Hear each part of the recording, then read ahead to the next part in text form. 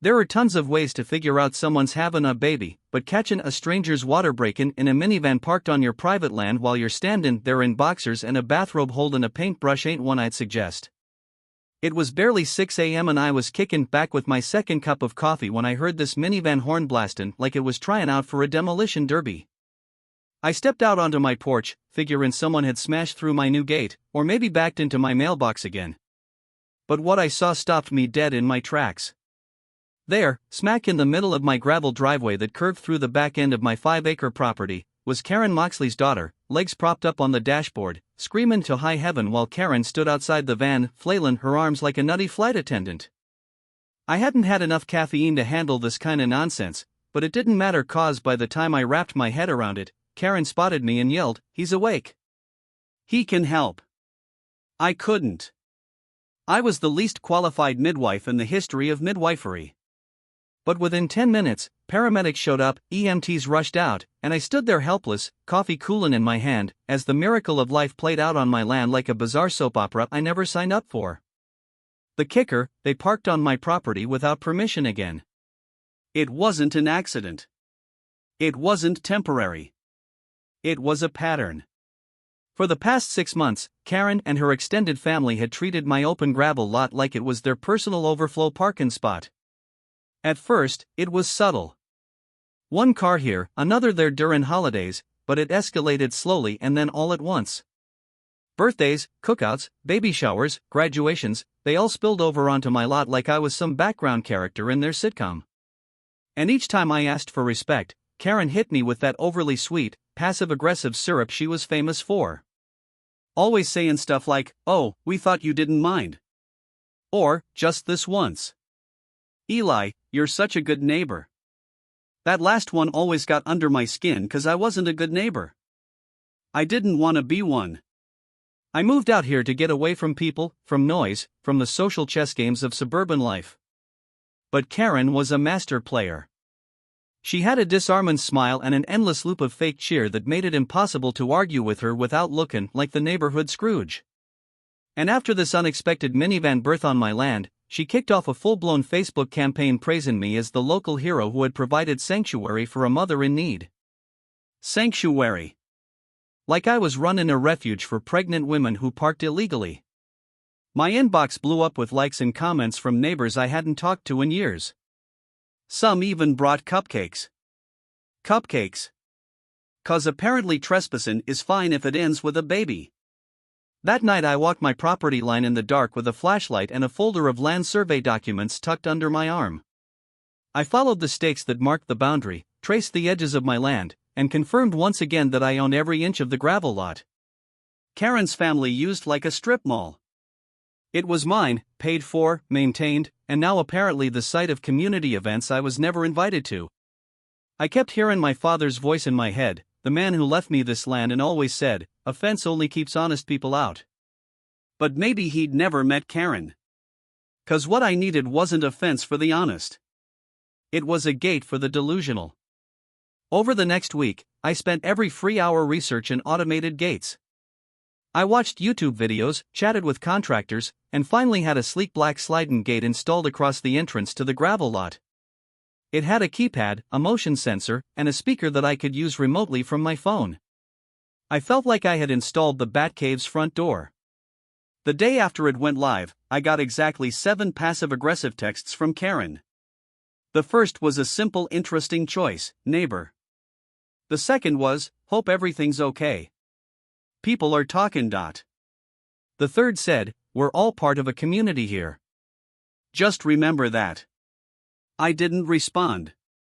By sunset, she was standing outside the gate, trying to peer through the metal bars like she expected the land itself to explain my behavior. I watched from my upstairs window as she paced, tugged at the latch, and even tried to punch numbers into the keypad as if guessing a code she had no right to know. I didn't go out. I didn't engage, but I did enjoy a deeply satisfying sip of wine while watching her storm off. That weekend, I hosted a small get-together for the first time since moving in. Just a few friends, some burgers, and an intentionally obnoxious sign that read, "Private property, not your overflow lot." Karen didn't show up, but her daughter drove past twice, both times slowing down to glare out the window like I'd kicked a puppy. It was workin'. I was reclaimin' my peace, one beep of the gate at a time. But I shoulda known better, cause Karen wasn't gonna give up that easily. And the next time she parked on my land, it wasn't gonna be by accident. It was gonna be strategic, calculated, and I was gonna lock her in so tight she'd need a crowbar, a lawyer, and probably an emotional support animal to get out. But for now, I just smiled, looked at my new gate, and whispered, "Let's see you call this a sanctuary." The strange thing about dealin' with someone like Karen was that every outrageous act she pulled came wrapped in this irritatin' white cheerful packaging that made other people question whether you were the villain for not playin' along. When I installed that gate, I didn't expect a parade in my honor. But I did expect at least a small dose of mutual adult understanding that when a person spends their own money to install a security gate on their own land, it usually means they're done sharing. But instead of respecting the message, Karen decided to act like I had built a medieval wall and declared war on the neighborhood. She started walking past my property multiple times a day, always at the slowest possible speed, always with a new passive-aggressive comment for whoever was nearby. Sometimes it was directed at a fellow dog walker. Sometimes it was a phone call she was obviously faking done at volume 11. Things like, "Can you believe some people think they can just cut off access like they own the place?" Or, "My daughter gave birth on that lot and now he thinks we're criminals." She was trying to build a narrative, one where I wasn't just a reclusive homeowner with a boundary, but a tyrant who had broken some unspoken community rule by saying no. And the worst part was that some people were buying it. One morning, I came out to check my mail and found a handwritten note taped to my gate that read, "Be a neighbor, not a stranger." It was written in pink gel pen, probably by someone who thought they were being cute and heartfelt. It took everything in me not to respond with a cease and desist written in bold red Sharpie. A few days later, the situation escalated from annoying to absurd.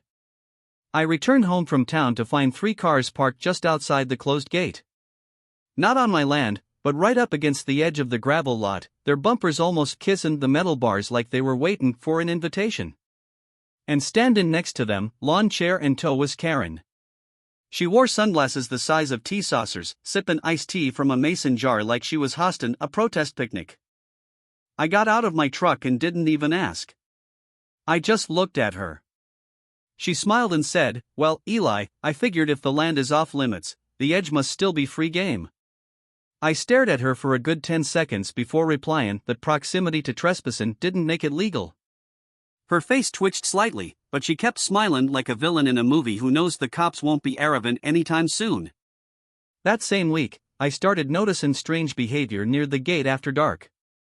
My motion-activated lights kept flicking on even though I wasn't expecting visitors. At first, I assumed it was wildlife, maybe a raccoon or some overconfident deer. But when I checked the camera footage, it told a different story. There was Karen's son, Braden, 25, former vape shop owner, current professional mooch, crouched beside the gate in the dead of night with a flashlight and what looked like a fork and a pair of nail clippers. He poked at the keypad like he was trying to defuse a bomb in a spy movie, pausing every few seconds to sip from a can of Monster Energy drink. His stealth skills were roughly on par with a malfunction in Roomba. I watched the footage 3 times just to be sure I wasn't hallucinating. Then I emailed it to myself, backed it up on 2 drives, and labeled the file Operation Forklift. The next morning, I confronted Karen. Not aggressively, not dramatically, just calmly and publicly enough for the message to land. I waited until she was pruning her roses in front of her porch, walked up with my phone, and said, "Hey, Karen, just wanted to let you know your son dropped his salad fork on my property last night while trying to guess my gate code. Might want to check his potassium levels." He was out there sweating. Her eyes froze mid-snip and for a split second I saw the carefully managed composure slip from her face. But she recovered quickly, laughed, and said, "Oh, Braden, he's just curious. You know how boys are." I said, "Yeah, they're adorable when they're committing misdemeanor trespassing, but..." She didn't respond after that. But from that moment on, the tone shifted. She knew I had proof. She knew I wasn't bluffing. And more importantly, she knew I was done playing defense. Still, she didn't give up. Karen didn't know how to stop. She was the kind of person who saw personal boundaries as a challenge, not a limitation. That weekend, she hosted a barbecue for her extended family and somehow turned it into a political statement. 30 people, for grills, loud music, 2 kids chasing each other through the cul-de-sac with water guns, and of course, 6 cars parked right up to the edge of my lot, one even partly overlapping the corner by a few inches. I took a picture. I didn't say anything. I just documented everything. At one point during the event, Braden wandered too close to the gate and triggered the motion sensor.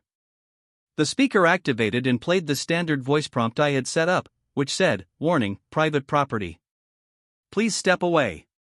Most people would take that as a cue to back off. Not Braden.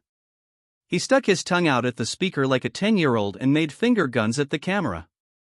Later that night, I uploaded the clip to a subreddit dedicated to petty neighborhood revenge. It exploded. Thousands of views, dozens of comments. People started calling him Finger Gun Freddy. Karen had no idea she was becoming a meme, and I wasn't even trying to go viral. I was just trying to be left alone. But apparently the universe had other plans, and those plans included turning my life into a sitcom with a boundary-obsessed artist versus a lawn chair dictator. After the barbecue, Karen began a new campaign. She tried to get the HOA involved. Filed a complaint that my gate was an eyesore and a threat to community harmony. Claimed that it was causing emotional distress to her family and that the keypad beep gave her migraines. The HOA president Leonard called me with an audible sigh in his voice. He told me he had to follow up on the complaint even though he knew it was ridiculous. I invited him over, showed him the boundary lines, gave him a tour of the property, and even let him see the footage of Karen's late-night salad fork operation. He laughed so hard he nearly dropped his clipboard. By the end of our meeting, he patted me on the back and said, "Eli, just keep it legal and keep the footage coming. I like knowing what happens after dark around here." Karen never got her HOA victory, but she didn't stop either cause for her. This wasn't about land or laws or even parking anymore. It was about control. And the more she realized she was losing it, the more desperate she became. What she didn't know was that I wasn't planning to win this by arguing or yelling or stooping to her level. I had something else in mind, something permanent, something poetic, 'cause the next time she tried to park on my land, she wasn't gonna get out so easily. The gate was just the beginning. The real trap was still to come.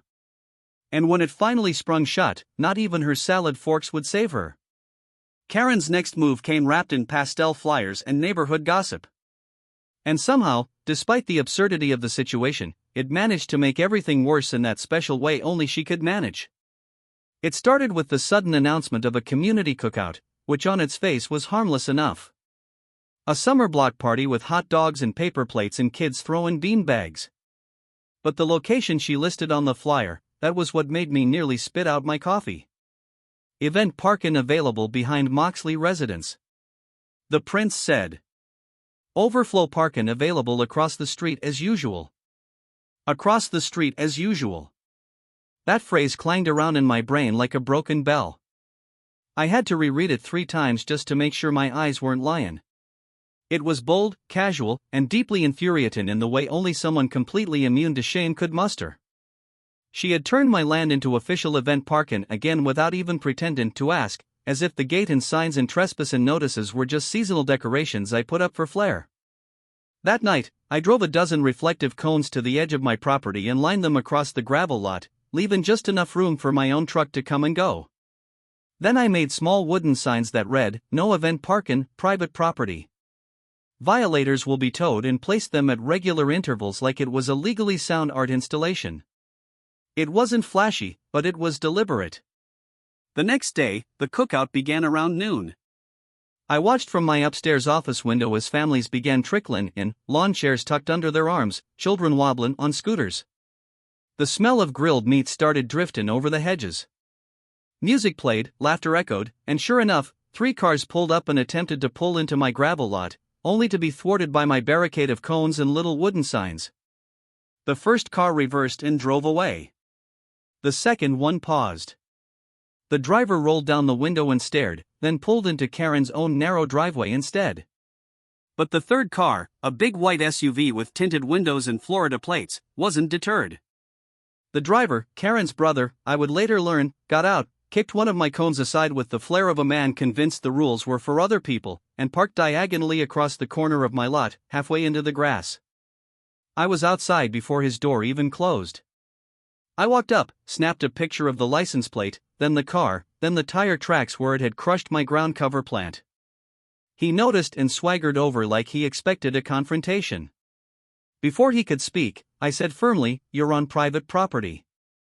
You need to move your vehicle." He laughed and said, "Relax. I'm just here for a hot dog. It's not a big deal." I pointed at the sign directly in front of his windshield and said, "It is to me." He rolled his eyes, mumbled something about snowflakes, and got back in the car. He reversed out too fast, spat gravel onto my shoes, and sped toward the party. I stood there for a moment, simmering. Then I walked back inside and called the police. Not emergency, just a formal report of trespassing and property damage. It wasn't dramatic. I wasn't expecting handcuffs or sirens. I just wanted a record 'cause Karen had crossed into bold new territory. She wasn't just ignoring me now. She was actively undermining my ownership of the land. When the officer showed up, I handed over the photos, the flyer, and a USB stick with camera footage. He nodded, took notes, and said he'd have a chat with the organizer. 15 minutes later, he walked over to Karen's backyard like he was headed into a battlefield. I didn't follow. I just waited. From a distance, I could see Karen talking animatedly, her hands flying, her mouth moving a mile a minute. I knew that performance. She was using her concerned mom voice, the one that made people forget she was the villain and think maybe she was just trying to do what's best for the community. But this time, it didn't work. The officer handed her a citation, a literal pink slip in her hand. I watched her face freeze, her smile falter. It was glorious. She turned to scan the street, and when her eyes landed on me, standing calmly on my porch, she didn't smile. She didn't wave. She just turned back and walked away. That moment was the turning point. The next day, a post appeared on the neighborhood Facebook page titled, "Dividend the block one gate at a time." It didn't mention me by name, but it didn't have to. It was filled with vague accusations about unfriendly neighbors, selfish property hoarders, and people who didn't understand community spirit. The comments lit up instantly. Some people agreed, some pushed back. One person wrote, "Maybe if people respected boundaries, we wouldn't need gates." Another said, "Who do you think paid for the land you're parking on?" It went back and forth for hours, but the biggest surprise was how many people defended me. Not 'cause I was well liked. I wasn't, but 'cause everyone had a Karen story. Stories of her showing up uninvited, demanding favors, weaponizing guilt and charm like they were two halves of the same coin. Suddenly, my gate wasn't the issue anymore. Karen was, and she didn't like that one bit. A few nights later, Braden returned. Only this time, he didn't come with a fork or a flashlight. He came with a bullhorn. At 1 o'clock in the morning, he stood just outside the gate and began shouting nonsense stuff like Eli. Come out and face the community, and we're not scared of a keypad. I watched from the shadows of my porch, silent, sea-thin. After 5 minutes, he got bored and left. But the next morning, I printed a screenshot of his stunt, laminated it, and nailed it to a post near the gate with the caption, "Trespassers will be photographed and publicly mocked." Karen saw it during her morning walk. Her lips tightened like she'd bitten into a lemon. She didn't speak. She didn't nod. She just kept walking. That was the last straw. 'Cause later that day, a certified letter arrived in my mailbox from the HOA. A formal notice of complaint alleging my gate was block-kin historic access. The letter was laughable in its vagueness and deeply stupid in its assumption that a gravel lot used for 6 months could somehow qualify as historically anything. But it didn't matter. Karen had finally pulled her big card. She was trying to drag me into the one arena she still had influence, the HOA hearing room. I laughed when I read it, not 'cause it was funny, but 'cause it confirmed something I'd long suspected. Karen didn't care about fairness. She didn't even care about the land. She cared about winning, about control, about being the person everyone said yes to. But she had made one mistake. She thought I was just some quiet guy with a gate and a grudge. What she didn't realize was that I had something she didn't. Evidence, time, patience, and the ability to turn her every stunt into a spectacle she couldn't control. So, I smiled, leaned back in my chair, and began assembling my files, photos, videos, written statements, and the final piece, a freshly notarized document from the county land office confirming that not only did I own the gravel lot, but Karen's fence had encroached by 11 inches onto my property for years. It was time to stop playing defense. It was time to fence her in. And this time there'd be no cones, no signs, no warnings, just cold, hard metal and silence. The kind of silence that screams louder than any bullhorn ever could. The morning it finally happened was strange only in how perfectly ordinary it began, a kind of quiet that disguised the storm beneath it, like the hour before a courtroom erupts, or the silence before a fuse meets flame. The sun came up lazily over the hedges. Birds sang with oblivious cheer, and I brewed my coffee like it was any other day. But there was an electricity in the air I could feel humming beneath my skin, a tension I'd grown to recognize ever since Karen declared her passive-aggressive war across our property lines. That tension often preceded one of her stunts. But this time, she wouldn't be the one with the upper hand. 'Cause this time, I was ready. The chessboard was mine, and her queen was about to get boxed in so hard she'd need a tow truck and a therapist to recover. It began just after 10 a.m. when I stepped out to check on the gate and saw Karen's Lexus RX sliding silently through the still-opening bars of the automated track. She had timed it with military precision, slipping in behind the contractor's truck I had scheduled for fence measurement. I didn't even have time to call out before her tires crunched over my gravel and she pulled into her old favorite corner of the lot like she still owned the place. Then, without so much as a wave, she got out, adjusted her cardigan, and marched off toward the street where her sister was waiting with a cooler and a lawn chair. No hello, no request, not even a fake smile. Just a smug, confident march that said, "This is mine and you can't stop me." It was so fast, so bold, and so brazen that for a few seconds I honestly thought maybe I had hallucinated it. But the Lexus was there, sparkling in the sun, parked neatly with its nose angled toward my lavender bushes like a predator marking territory. Karen was testing me, betting that I wouldn't risk a scene with a guest contractor present.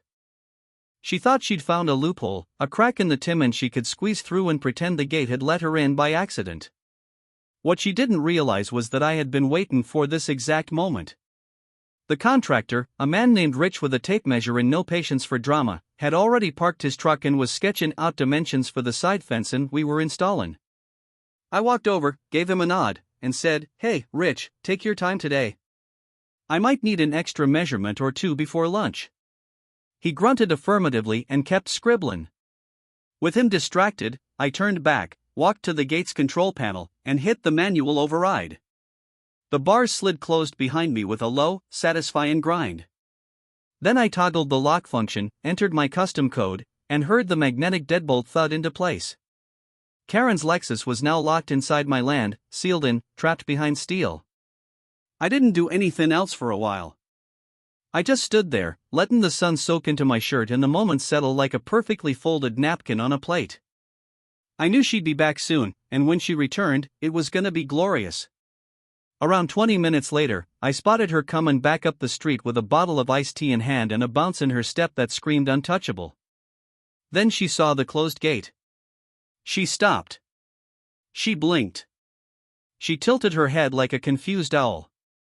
I watched her approach from my porch, silent, unreadable, sipping my own coffee as if I hadn't just engineered a moment of petty revenge so pure it belonged in a museum.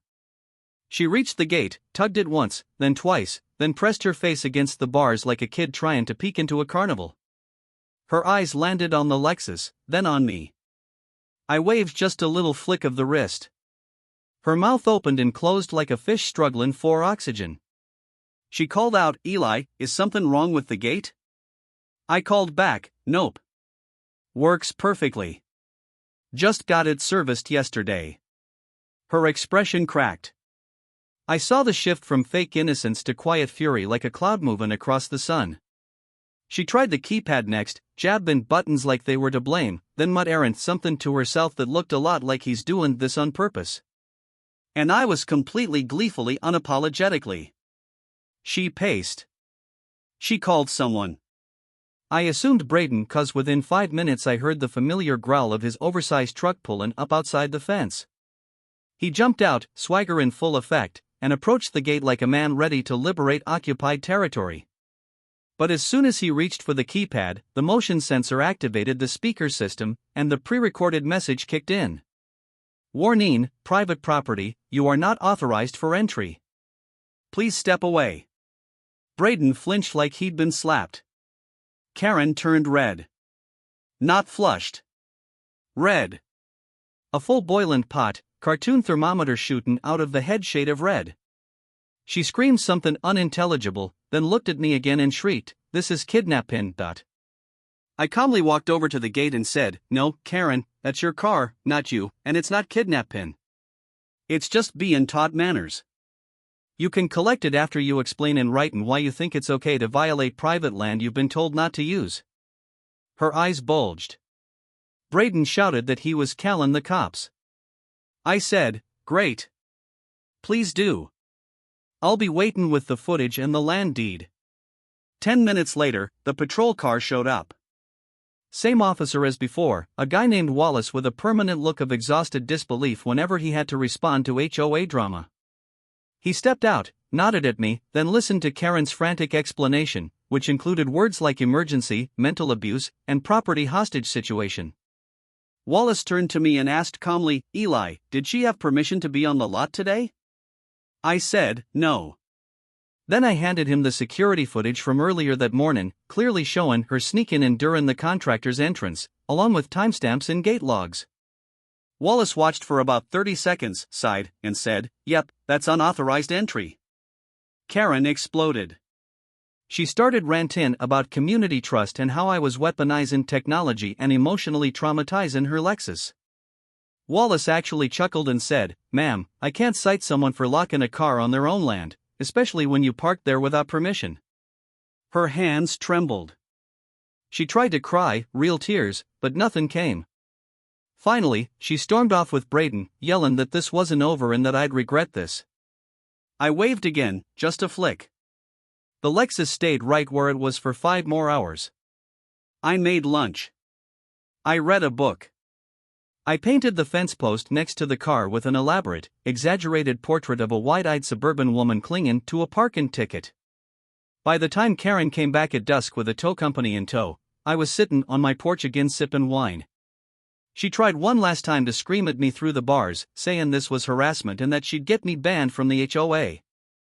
I told the tow driver politely that the car was hers, she had full access to move it if she wanted, and if she damaged the fence, I'd press charges. The HOA hearing was called for a Tuesday evening at 7, which meant Karen had precisely 3 days to prepare her latest production, and I had exactly the same amount of time to convert my hard drive of evidence into a narrative so airtight it could survive a hurricane. I wasn't nervous, not exactly, but I knew this was the stage she had been trying to drag me onto from the beginning. Karen didn't just want access to my land, she wanted validation. She wanted a public display of sympathy, of neighborhood consensus that I was the problem, and she was the poor, misunderstood, community-loving matriarch just trying to bring people together. It was theater to her, a performance, and I could already picture how she would open, probably with a trembling voice and a list of words like unity and togetherness, and maybe a subtle tear or two if she could conjure it. But I had something she didn't. Footage, dates, documents, and most importantly, restraint. She thrived in chaos. I intended to be the calm, silent weight that crushed her melodrama with nothing but cold, quiet truth. The hearing was held in the HOA's sad little community center, a beige building with flickering lights and too many folding chairs. By the time I arrived, the parking lot was nearly full. Word had spread fast. Karen had told half the block that she was going up against a hostile neighbor with a vendetta, and apparently the drama was too juicy for people to resist. Some folks brought snacks. One guy had popcorn in a gallon-sized Ziploc bag. I nodded at Leonard, the HOA president, a retired engineer with thin hair and a tolerance for nonsense that had visibly eroded since his wife left him in charge of the board. He gave me a half smile, the kind of look that said, "I didn't ask for this, but here we are." Karen was already inside, flanked by Braden and her sister, both of whom looked like they were about to attend a trial for war crimes. She wore a pearl necklace and a cardigan that screamed, "I'm the victim and you're the villain." Her binder was color-coded. Her water bottle had a printed label that said, "Support Unity." It was ridiculous. The hearing began with Leonard calling the room to order and reading a brief summary of the complaint. According to Karen, I had installed a gate that violated the spirit of the neighborhood, blocked emergency access, caused community division, and traumatized her family emotionally and vehicularly. Leonard tried not to sigh as he read it. Karen stood and launched into a speech she had clearly rehearsed. She talked about the sanctity of neighborhood tradition, about how for years the gravel lot across from her house had been used informally for gatherings, and how the sudden and aggressive fencing off of that space had disrupted everything from birthdays to baby showers. She used phrases like cultural memory and safe communal infrastructure, like she was applying for a government grant. Then came the tears, carefully rationed. Not loud sobs, just the quivering voice and a single tissue dam at the corner of her eyes. I expected the room to fall silent with sympathy. But instead, I heard a cough, a small chuckle, and then someone in the back muttered loud enough to be heard. She parked a Lexus on someone else's land and called it community service. Karen froze just for a second, but it was enough. She knew she was losing control of the room. I stood when Leonard called on me, but I didn't speak right away. I walked over to the projector, inserted the USB, and brought up a folder labeled Gravelgate. The first video played without sound. It was a compilation. 6 months of footage trimmed down to 5 minutes, showing car after car rolling onto my land. Party after party spilling into my gravel, Karen waving people in like a Walmart greeter. Then came the night footage of Braden and the infamous fork, followed by Karen slipping in behind the contractor and getting her car trapped, then yelling about emotional terrorism while Officer Wallace stared at her like she'd escaped a soap opera. Laughter rippled across the room. Not cruel, but real. 'Cause when the facts were lined up, they weren't just damn mean. They were absurd. I finished with a copy of my land deed, notarized, highlighting the exact boundary lines and the HOA's own bylaws regarding property enforcement. Then I turned to the crowd and said calmly, "I'm not here to argue. I'm here 'cause I was forced to defend land I already legally own. I've been harassed, slandered, and manipulated 'cause I chose not to let someone else decide how I should use my space. That gate isn't about isolation. It's about ownership and boundaries, real ones." The silence afterward was beautiful. Leonard leaned back in his chair, folded his arms, and said, "Well, then, let's vote." 7 members. Each one called in order. The first 3 voted in my favor. The 4th abstained. The next 2 sided with me again. The final vote came from a woman named Linda who rarely spoke but had lived on the street since the Reagan administration. She simply said, "I watched him plant lavender on that lot 3 years ago. You don't plant flowers on public parking." I vote in favor of the gate 7-0 with 1 abstention. Karen sat down like someone had unplugged her. Her shoulders slumped.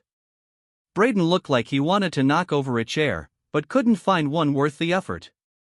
Leonard handed me the signed summary of the vote and said, "Officially, you're within your rights. Unofficially, I'd consider making that gate a historical landmark." People laugh. I nodded, took the paper, and walked out into the night air with a calm I hadn't felt in months. It wasn't about winning. It was about clarity. I hadn't set out to humiliate Karen. I just wanted peace. But now that her last platform had collapsed, I knew she wouldn't stop. She'd sulk. She'd fume. She'd plan. And she'd do something rash. I could feel it. Karen didn't know how to lose gracefully. And something in her eyes that night, some small glint of desperation, told me that whatever came next wouldn't be passive-aggressive. It would be real aggression. And I had to be ready 'cause people like her don't stop when you win. They stop when they hit a wall. And if she came back for more, I was gonna make sure that wall was made of concrete, metal, and every receipt I'd collected since the day her daughter gave birth in my driveway. The HOA had spoken. The gate stood. And now the real storm was on the horizon. The strangest part about peace is how unnatural it feels after a war that never really ended, just paused like an actor waiting for the next line. After the HOA hearing, there was this short-lived illusion of normalcy, a stillness that settled over the neighborhood like a thin layer of frost. Karen was quiet, too quiet. The woman who once walked past my property 5 times a day, muttering about community betrayal, had vanished from her usual patrol route. Braden's oversized truck stopped appearing near my fence. The late-night motion sensor alerts dropped to 0. It was as if the entire Moxley clan had collectively decided to hit the pause button, retreating into the shadows to regroup. But I knew better. Karen didn't disappear. She calculated. The woman was a walk-in chessboard with no off switch. And if I had learned anything over the past year, it was that Karen never let things go. She stored her grudges in Tupperware containers stacked neatly on a shelf in her mind, waiting for the perfect moment to serve them cold. That moment came 1 week later, just before dawn. I was jolted awake by a low mechanical rumbling like 1,000 angry bees trapped in a steel drum. It wasn't thunder. It wasn't a truck. It was something heavier, more deliberate. I grabbed my phone, opened the live feed from the gate camera, and felt my brain short-circuit for a full 5 seconds as the image came into focus. Karen had brought a bulldozer, not a backhoe, not a rental excavator, a full yellow steel-plated monster of a machine crawling across the gravel lot like a metal dinosaur with one purpose: to destroy the gate. At the controls, hunched over the levers with the focus of a child playing a video game, sat Karen in a windbreaker and sunglasses. Even though the sun hadn't fully risen, her lips were pressed into a thin line of furious determination. I couldn't make out her words, but from the movement of her mouth and the way she repeatedly pointed at the gate as if scolding it, I assumed she was giving it a lecture about disrespect. I didn't even bother with pants. I threw on a hoodie and ran outside in slippers, barely remembering to grab my phone. The bulldozer had reached the edge of the fence, but was stuck in the soft gravel, its treads kicking up dust, but failing to gain proper traction. Karen pulled back the lever, adjusted, then tried again. The engine roared.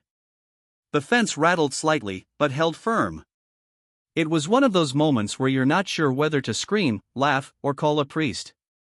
I chose the police. I dialed with one hand while filming with the other, given the dispatcher my address and a calm, measured report of my neighbor attempting to commit property demolition with industrial equipment. The operator asked me to repeat myself, clearly thinking I was joking. I was not. 5 minutes later, 2 squad cars and a municipal safety inspector showed up. Karen was still struggling to move the bulldozer, now beached half on, half off a decorative rock border I had installed around the gate last spring. When Officer Wallace climbed out of his cruiser and saw the scene, he didn't even speak at first. He just stared, blinked twice, and pulled out his phone to start recording. Karen saw him and immediately launched into a frantic explanation about how she was reclaiming community land, how the gravel lot had caused trauma to multiple families, and how the gate was a physical manifestation of oppression. Wallace, ever the professional, waited until she ran out of steam before calmly asking where she had gotten the bulldozer. She said it was a friend's, then she said it was rented. Then she said it was an emotional support bulldozer, and she had a right to use it under Neighborhood Statute 12C, which as far as I knew did not exist, and if it did, certainly didn't cover emotional demolition therapy. The municipal safety inspector was less amused. He asked if she had a permit. She didn't. He asked if she was aware she had damaged not just the gravel, but an underground pipe leading to a septic tank buried beneath the fence line. She wasn't. When he told her the cost of damage would be upward of $5,000, depending on how deep the rupture was, Karen's eyes glazed over like a robot that had just received a fatal error code. She was forcibly helped out of the bulldozer by 2 officers after she locked herself inside and refused to come out without a notarized apology from the HOA. When they opened the cab, the smell hit them first. The ruptured septic line had begun to leak, the unmistakable stench of victory and sewage wafting through the lot. Karen screamed, which echoed off the metal walls and probably scared birds in the next zip code. They escorted her away while she continued ranting about how the bulldozer was a peaceful protest vehicle and that the smell was psychological manipulation. By noon, footage of the entire debacle had hit the internet. A neighbor who ran a drone hobby account posted aerial shots of the bulldozer stuck on my lot, complete with Karen banging on the inside window like a furious mime. The video exploded across social media, gaining thousands of views in hours. Headlines included Suburban Tank Showdown and Karen versus the Fence Dawn of Dozer. Someone even created a meme of her face superimposed over a Transformers poster with the title Bulldozer Rise of Entitlement. I didn't post anything myself. I didn't need to. The internet had taken the wheel and was now steering this train to meme town without any input from me. All I did was sit on my porch, sipping cold brew and watching as the mess slowly got cleaned up by the city. Workers in hazmat suits came to fix the septic leak. The bulldozer was towed. Karen was slapped with a combination of trespassing charges, property damage violations, and a hefty fine for operating heavy machinery without a permit. She disappeared from public view for 2 full days. Braden posted vague threats online about how the system was rigged and that real justice was coming, followed by a picture of a fence being burned in a video game. I wasn't worried because that evening something unexpected happened. A car pulled into my driveway slowly, cautiously, respectfully. A woman stepped out, not Karen. A different neighbor, someone I had seen in passing but never spoken to much. She brought cookies, actual cookies, homemade, said she admired how I handled everything. Said she was sorry it took so long for the neighborhood to recognize who the real problem was. Then another neighbor dropped off a bottle of wine. Then a retired couple brought over a pie. Within a day, my porch looked like I had just won a local election or survived a tornado. People were grateful. Not 'cause they hated Karen. Well, maybe a little, but 'cause they finally had proof. Proof of what many had long suspected, but didn't have the energy or courage to challenge. Karen had ruled the street for years with charm and manipulation. But now her influence had crumbled under the weight of her own absurdity, and I had the footage, the fence, and the fully intact property line to prove it. As night fell, and the last of the septic odor drifted off with the wind, I sat on the porch and watched the stars blink awake above the trees. The gate was still standing. The land was quiet. And for the first time in months, it felt like the war might actually be over. Not 'cause Karen had given up, but 'cause she'd finally run out of ways to lose gracefully. And in a neighborhood like this, sometimes that's all you need to win. In the days following the bulldozer incident, a strange calm descended over the neighborhood. Not the kind of silence that comes from people moving on, but the heavy watchful kind you feel in the air when everyone's still processing what they just witnessed. Karen vanished almost entirely from public view. Her front porch barren of the usual lawn signs and seasonal decorations. Her famously overwatered flower beds now beginning to brown at the edges. The community Facebook group, once flooded with her inspirational quotes and veiled jabs, had gone quiet. Even Braden had retreated into a kind of digital sulk, limiting himself to vague social media posts about censorship and how people only see what the cameras let them. Meanwhile, my life returned to something approximating peace, though it was a new kind of peace, not soft or gentle, but earned and oddly reverent. People waved when they saw me. Some stopped by just to say hello. A few admitted privately that they had always suspected Karen was out of control, but had felt powerless to do anything until someone finally stood their ground. One man even said he never liked the way she used guilt like a flick knife. I didn't gloat. I didn't need to. The footage had spoken for me. The property lines were now gospel, and the gate, that beautiful metal wall that once drew sneers and passive-aggressive comments, had become a symbol of something greater than privacy. It had become a monument to holding the line. But I wasn't done. With the legal battles behind me, the fine settled, and the bulldozer incident becoming something of a local legend, I decided to complete the arc, not with revenge, but with art. The side of the gate that faced the street was a blank slate, smooth and wide, and perfectly visible to anyone who passed by. For weeks, I had entertained the idea of painting something, but now it felt right. Not petty, not mocking, just final, a tribute, a warning, a masterpiece. I spent several evenings sketching out the design in my notebook, combining a swirl of surreal shapes with fragments of events that had defined the past year. The final mural stretched across the entire gate. Half was a tranquil landscape of rolling hills and open sky, and the other half was a chaotic storm of abstract figures and tangled shadows. And hidden in the corner, barely noticeable at first glance, was the outline of a bulldozer with a woman inside, gripping the controls and screaming into the void, her mouth wide open, but her words lost in the wind. The mural took me 6 days to complete.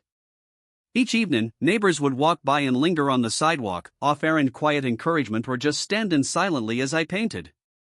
On the final night, I stepped back and looked at what I'd made. Sweat on my forehead and paint on my shoes, and felt something I hadn't felt since before Karen ever parked her first car on my land. Satisfaction, not triumph, not vengeance, just the calm that comes from seeing something ugly transformed into something unavoidably true. The mural wasn't subtle, but it wasn't cruel either. It told a story, one anyone could interpret how they wished. Some saw it as a reminder of the power of boundaries. Others as a satire of suburban warfare. A few just thought it was pretty, and that was enough. Karen never came to see it herself, at least not publicly. But I knew she had.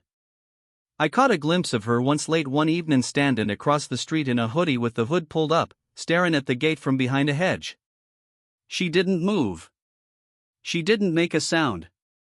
She just stood there for a full minute, then disappeared back into the shadows. I didn't follow. I didn't say anything. Some moments don't need words. The next week, the for sale sign went up on her lawn. A modest white post with a blue logo standing proudly like it had been there forever. The lease tin was posted online that same day, and within 48 hours the house was under contract. Rumors flew. Some said she was moving in with a cousin out of state. Others claimed she was leaving the HOA altogether for a gated community where she could park freely and argue without resistance. The truth didn't matter. What mattered was that she was leaving. That the shadow she had cast over the street was finally lifting. On her final day, there was no dramatic exit, no last words, no grand speech or confrontation, just a moving truck, a few boxes, and Braden carrying in a beanbag chair like it was made of gold. I watched from my porch, not with a sense of victory, but with quiet observation like a spectator at the end of a long, strange play. And when the truck finally pulled away and the Lexus followed behind it, I stood up, walked to the edge of the gravel lot, and breathed in deeply. The scent of lavender was back, unobstructed, clean. That night, the new neighbors came over to introduce themselves. A young couple with a baby, kind eyes, and an actual respect for fences. They brought a pie, not as a bribe, just a gesture. We talked for 20 minutes about the neighborhood, about gardening, about the mural, which they loved. They asked if the gate was always locked. I said, not anymore. And I meant it, 'cause for the first time, I didn't need the gate to protect me. The community understood now. They had seen what happened when boundaries were ignored and how quickly things unraveled when someone decided that respect was optional. I left the gate open most days now, not as an invitation, but as a statement that it was never about keeping people out. It was about reminding them where they stood, and now no one dared cross that line without a skin. Weeks passed. The mural became a local landmark. People stopped to take pictures. One day, an artist friend told me I should sell prints. Another joked that I should submit it to a gallery. I laughed and said maybe I'd call it Fence and Sensibility. Then one afternoon, I got an email from someone with a verified checkmark. A producer said they had seen the footage online, followed the story, and wanted to talk about turning it into a limited series. I didn't say yes right away. I didn't need to, but I smiled and replied, "Tell me more." 'Cause sometimes revenge doesn't come with fireworks. Sometimes it's just a gate, a fence, and the quiet knowledge that you stood your ground when everyone else told you to keep the peace. And when the dust settles and the bulldozers are gone and the silence finally returns, you find something deeper than satisfaction. You find that peace, real peace, isn't about avoiding conflict. It's about earning the right to sit behind a fence you built with your own hands, knowing no one will dare park there again without permission. And when someone does, you smile, you point to the mural, and you say kindly, but clearly, "This land is mine."